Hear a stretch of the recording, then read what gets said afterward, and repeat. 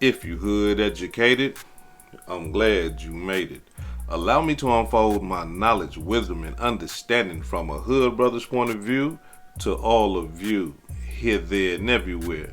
Now check me out. I can tell you that I did speak with a few people, but there were messages upon messages online pouring out of love and memories and thank yous of Michael Brown, who owns Sloppy Chops behind me. They're getting the message of his death rocking the community all throughout Detroit. Let's take a good look at him because he is beloved and missed by so many. This is Michael Brown, also known as Mike B. That's what many people called him, both in his restaurants and outside the restaurants. He was known for Sloppy Chops and Sloppy Crab. Those were his establishments, his places, and many say that the food was good, but it was his heart. That's what stood out the most. Detroit police say 3 people were shot at 4:30 in the morning on Saturday on Pilgrim Street and Schaefer Highway. Mike B, again, as many people called him, died of his injuries. Messages, as I said, have been pouring in since it all happened, saying he was a great father, great husband, and overall mountain of a man. Very well loved, respected. He was an asset to our community. He fed us good. He even went past food to do community service and to help community organizations and people. No one could be hungry around him, could be in need around him. He stood up and supported the community, specifically around hunger. He always did things to make sure that people had food, that he would say that there's no young person that's going to be hungry as long as I'm around. So he would do things. And then I remember either it was last year or the year before last that there was a tragic thing that happened at one of his restaurants, and he was just there 10 toes down for that person and that family and that community. So many people posting, sharing memories just like you heard there. Now, police tell us that they are looking for the suspects, and they're asking anyone with tips and information to please reach out to them as soon as possible. Call 1-800-SPEAK-UP. It is all anonymous. Reporting live here in Detroit, Lauren Edwards, Fox 2 News. Yeah, Lauren, do we know much about this investigation? We know that there were 3 people hurt and are shot, rather. Do we know if he was an intended target in all of this and why? And that's a question we're all asking at this time. The investigation is very early in its stages. I reached out to DPD asking just for an update. And again, all they could tell me is that the investigation is ongoing. But again, if anyone knows anything, please let the police know.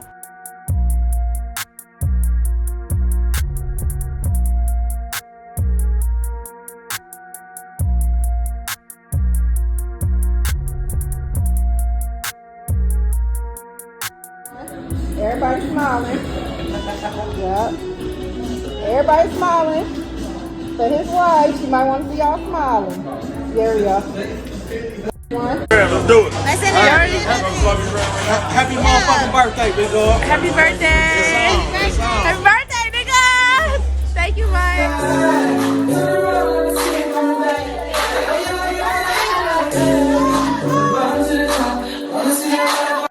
Up in the sky.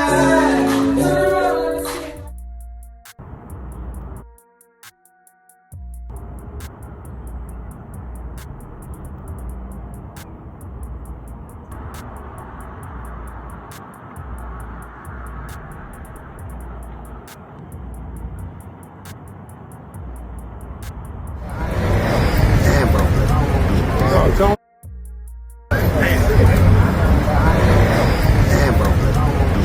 Tony, there you go.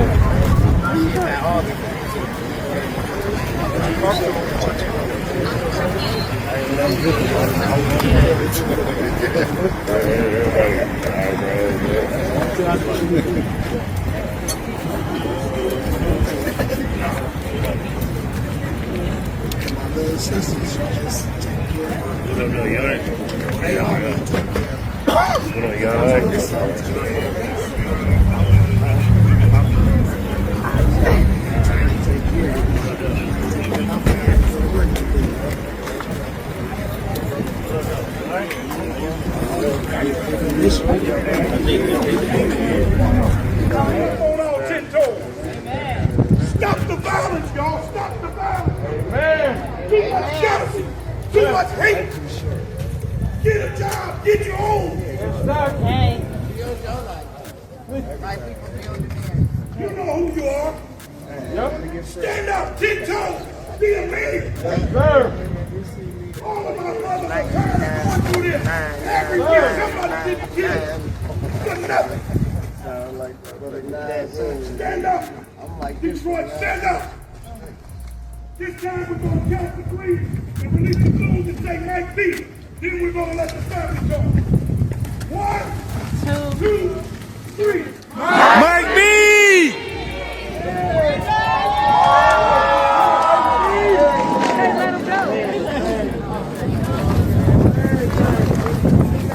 Right by the lake, right?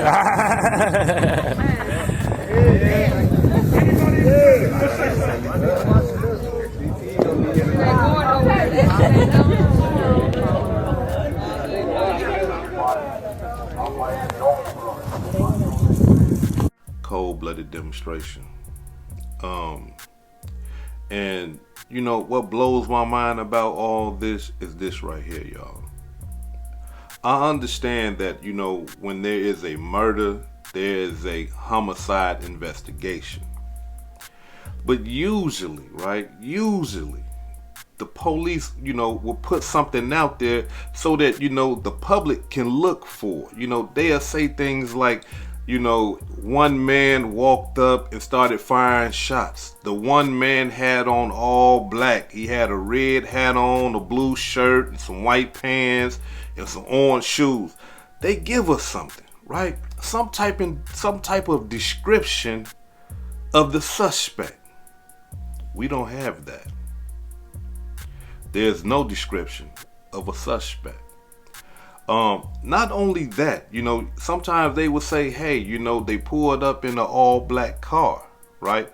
They pulled away in a blue van. They pulled up in a white Jeep. They have some type of information to give to the public. And we don't have none of that. And, you know, I don't know that area around there, but from my understanding that there are cameras. We are living in the age now where everybody is recording everything.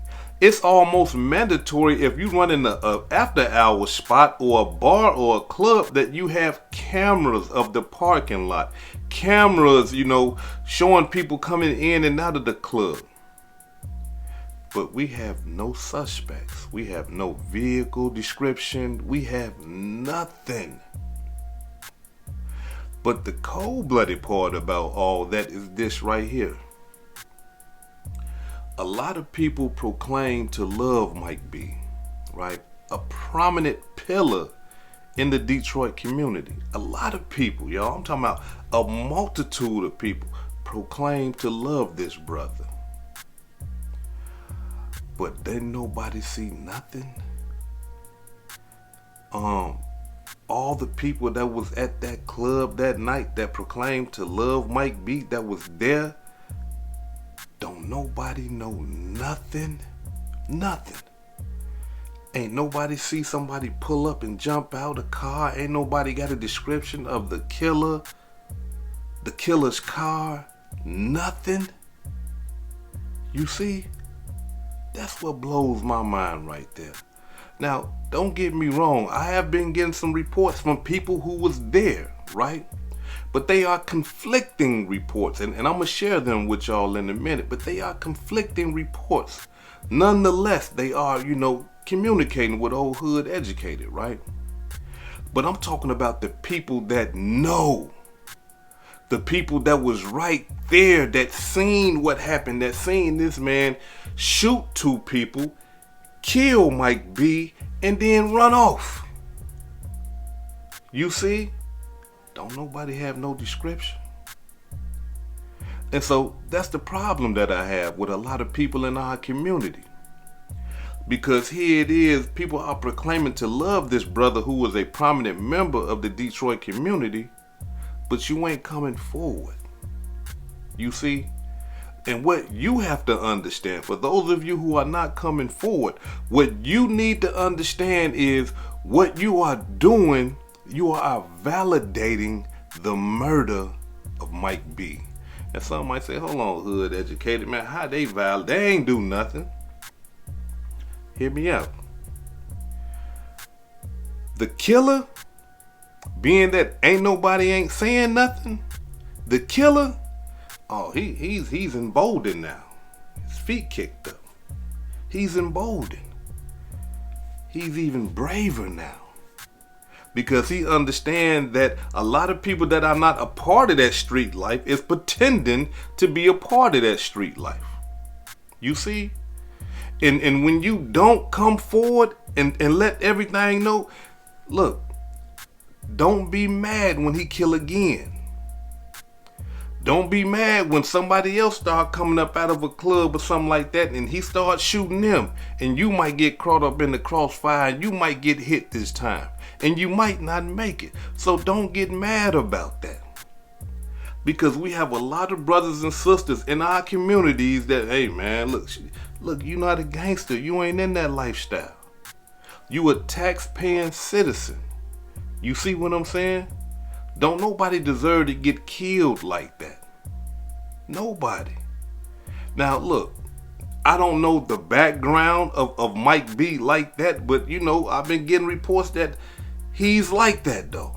You know, even though he was doing all those legit things and stuff like that, he's like that. You see? But from my understanding, he left all that alone. That lifestyle was, you know, was past him. It was over with. Now look, for the people that was there, for the people that did see what happened to that man, listen. Ask yourself this one thing. If Mike B was your family member, your beloved family member, your husband, your brother, your cousin, your uncle, your father, what would you want to happen? You see, you would want people to come forward and say, hey man, look, check this out, man. This is what happened. This is who I seen do it. This what's going on. Unless you still in the streets playing the street game and you want some get back, right? Unless you thinking like that, I don't want him to go to jail. I want get back. I want him to get killed. Well, let me tell you what happens when that type of stuff happens. Because if you want to take the law into your own hands and you want some get back, you got to understand that get back gets back. It just keeps going. It don't stop. So while you want somebody that you love to go get back for Mike B, what you think gonna happen to them? Somebody gonna want get back for the killing of the killer that killed Mike B. You see, it just continues. It continues.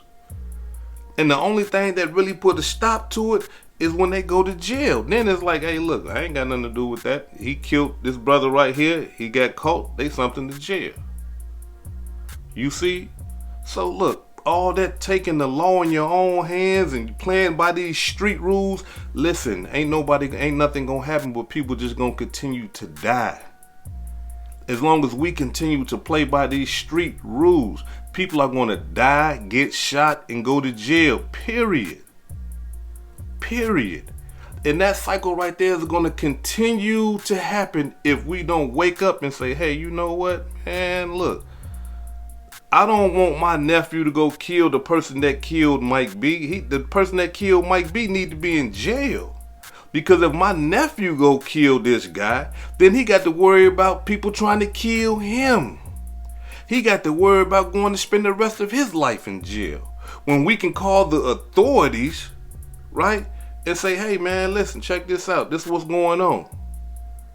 And we all still can live our lives and things like that. Like, come on. So look, and I know some people in the audience, because I got some gangsters and stuff like that, and this right here won't register to you guys, and I understand. Because y'all still in that life. Y'all still believe in that life. But what you need to understand, that life is a waste of time. It's a waste of time. And hopefully that you grow classic enough to realize that life that you living is a waste of time. Because a lot of y'all ain't gonna make it.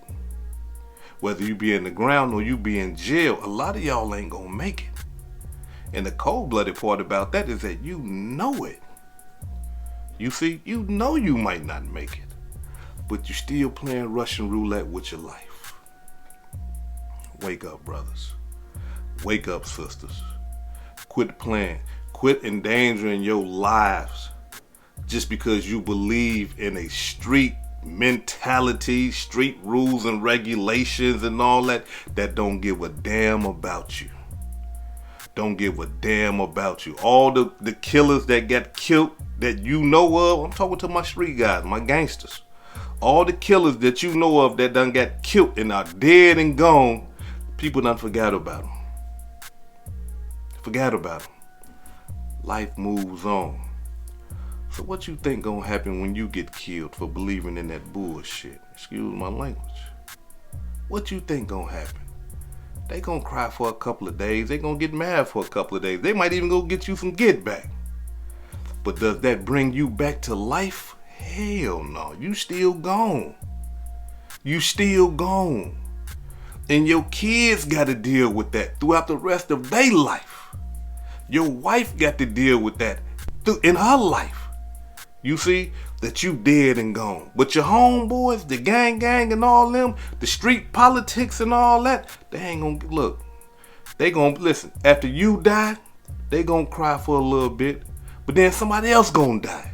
And they gonna cry a little bit. And then somebody else gonna die. And then they gonna cry a little bit. Then somebody gonna go to jail. And they ain't gonna do shit for them.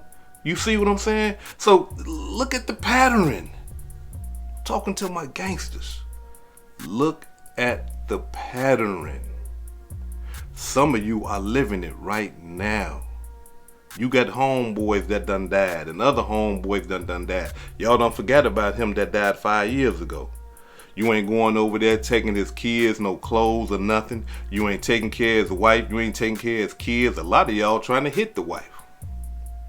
A lot of y'all, your homeboys, you stepfather to his kids now. And he dead and gone. You see what I'm saying? He gone. And you wouldn't have did that if he was living. But now he dead and gone. You don't give a damn. Now you hitting his woman. You see? Come on. This stuff happens all the time. So for all you brothers that's in that life, look. The evidence is right before your eyes. Everything that's happening, when somebody died and all that, look, it's gonna happen to you if you die for that bullshit street life. Yeah, your homeboys gonna forget about you. But your kids ain't. You see? So who's worth living for? Your homeboys or your children? Ponder that. Think about that. Now, according to the reports that I'm getting concerning Mike B and why he was shot and killed, one person has told me that it came from the joint, right?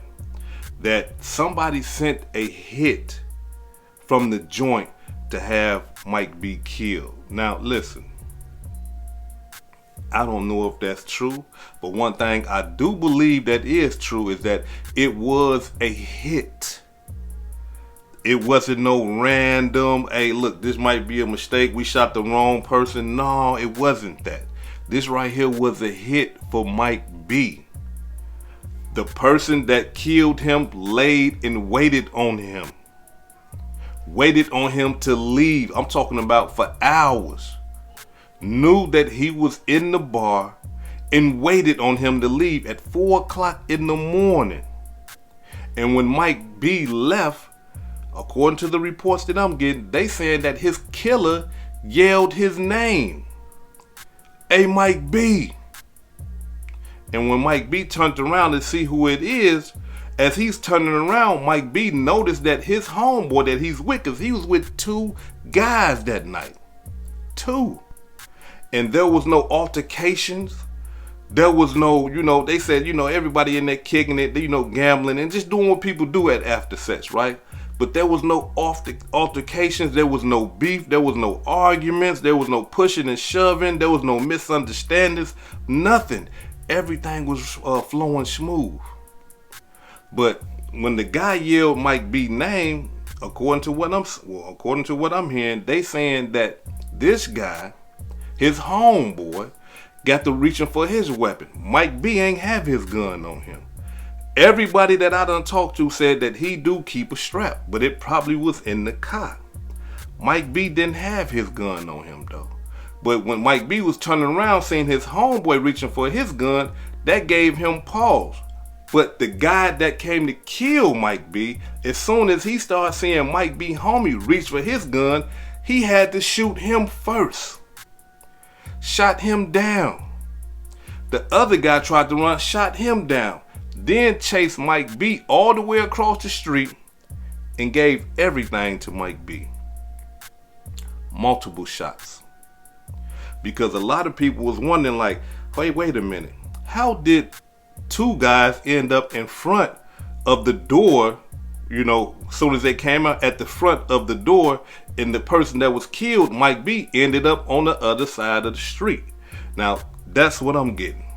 That's the report that I'm getting right there. That, they came out, dude was trying to get Mike B, but Mike B peoples had a pistol. He had to get them out the way first, and then chased Mike B down across the street and shot him multiple times. Cold-blooded demonstration. Now, I got a picture. I don't think a lot of people done seen this picture, right? But y'all know I can't show that type of stuff right there on my channel. Go over there to my other channel. I done posted the picture over there. The link will be pinned at the top of this comment section. You hit that link, you go over there, get you a membership. Check out that. If you into that type of stuff, if you're not into that type of stuff, leave that alone. But you can check out that content and other content that I got over there. But somebody took a picture of Mike B. They was even checking to see if he was breathing. That's how long he was laying there. You see? Now, there gotta be some video. If there's a picture out there, there has to be some video. Because everybody doing videos nowadays. But I haven't been privy to get my hands on it. I'm not saying that I won't, but somebody probably will hit me up in my Instagram or my Facebook and or my TikTok and probably get the information to me. But as of now, all I have is a picture. So if you into that, you can go over there and check it out. But then again, that just tells me this right here. Like the brother that gave me the information. Hey man, I asked him, I said, you seem to know a lot. The brother told me that he got the information from somebody that was there. And so there it is. The person that gave him the information, they had to see what happened. You see, they had to know the description and all that.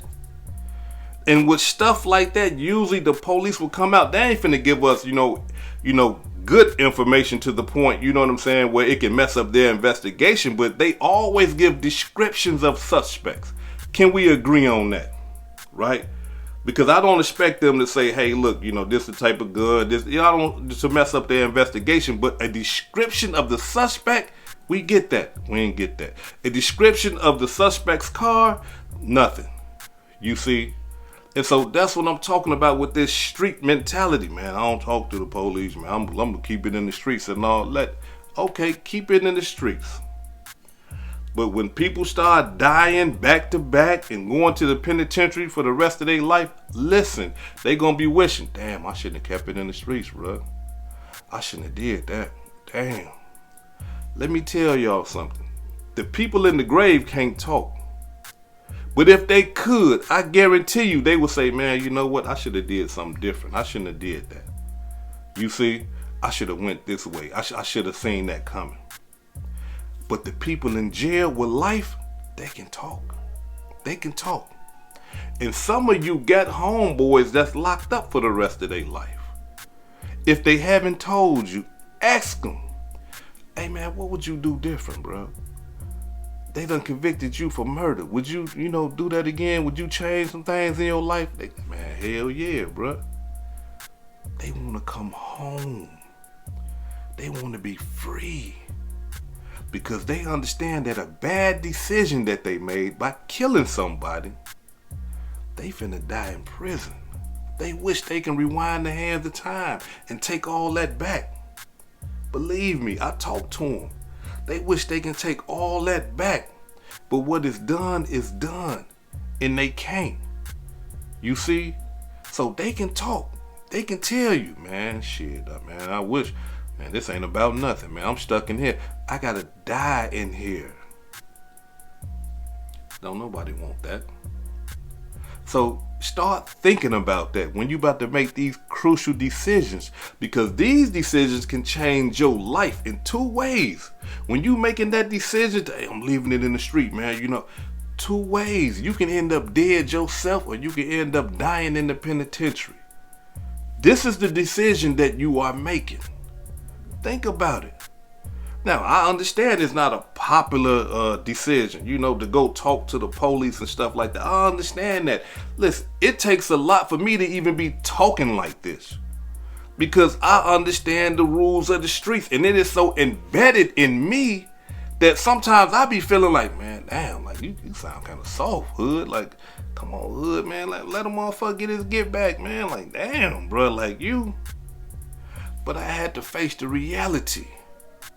You see, I had to face the reality.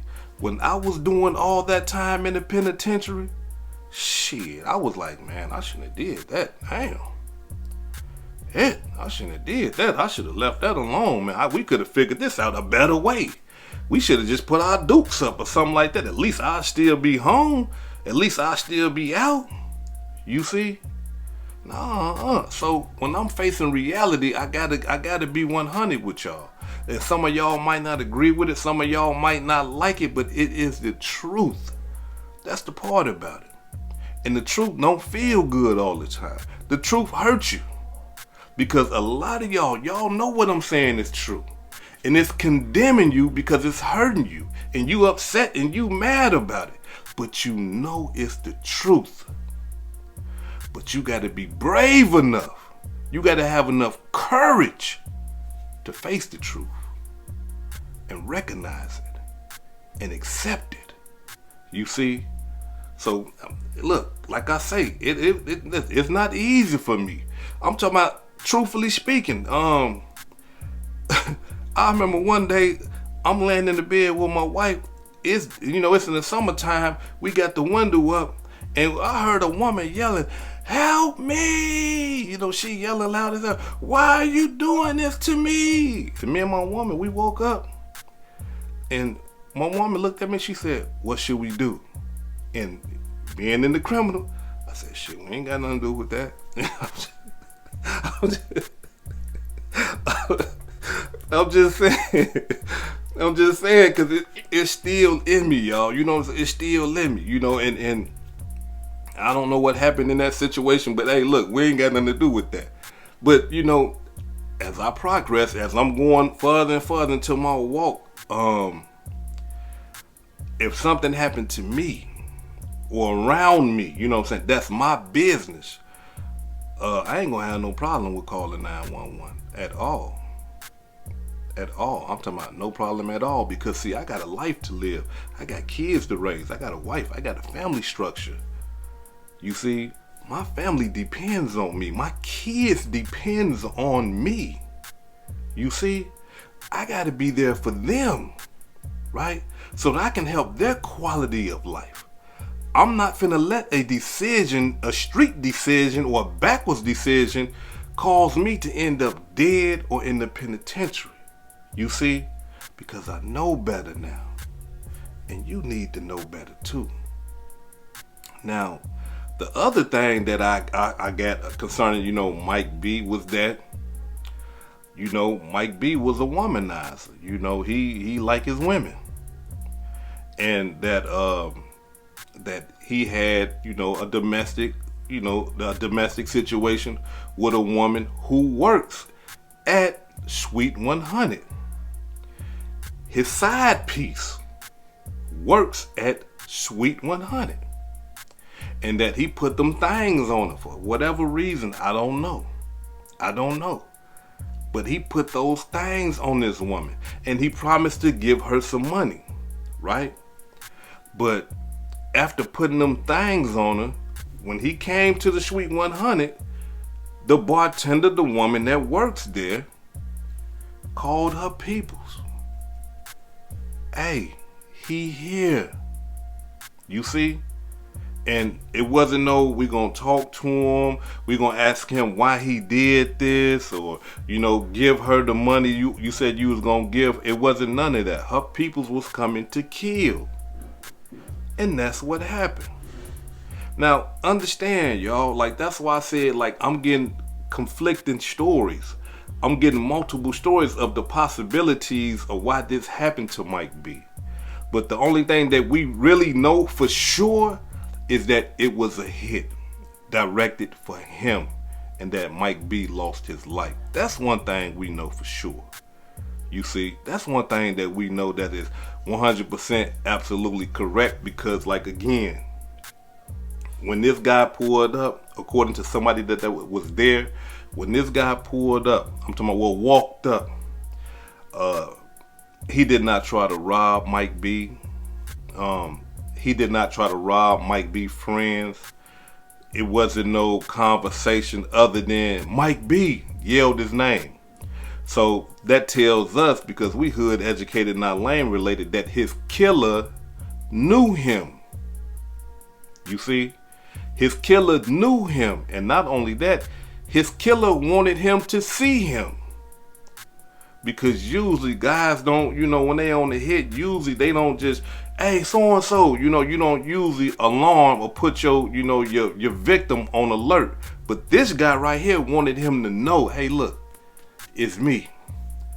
But he didn't take account to, you know, Mike B peoples having guns and stuff like that too. But he got them out the way, because they said this boy right here came with an assault rifle. And look, I don't care what people say, unless you've been shot before, you don't know how you're going to react when you get shot, especially with an assault rifle. Whenever you see somebody get hit with one of them, they just drop. It just seems like their whole body just lock up and they just drop. Like they can't even control their body. Because you got to understand what's happening. Like this is military style stuff. This stuff right here is going to knock you down. This stuff is made to knock down 500-pound animals and stuff. You see, these things right here is meant to kill no matter where it hits you at. Like these things are knocking limbs off. You see? So he did that and then ran up on Mike B and gave him everything. They said that when Mike B homies fell, there was no standing over them or anything like that. No, look, I'm going to get y'all out the way real quick because I really don't want y'all. But him, I want him. And they said he stood over him. You see? So, all I'm saying is this right here, y'all. As a community, right? I believe we do have to get up out of that mentality of believing that we are street niggas and street bitches and, you know, we stick to the street codes when a lot of us work jobs. A lot of us pay taxes. A lot of us. You see? And the stuff that goes on in the street, we don't want this stuff to happen to us. You see, we don't want to be murdered in the street and don't nobody say nothing. We don't want our kids, our nephews, our cousins, our fathers, uncles, sisters, aunties, mamas to be murdered in the street like this. You see, we don't want that. So we got to start making a change. We got to start thinking for a change. And just to keep ourselves away from that type of stuff, man, we paying taxes. We got to do what we supposed to do. But look, let me say this right here. And I'm going to be 100 with y'all. Then I'm going to get up out of here. If you want to live that street life,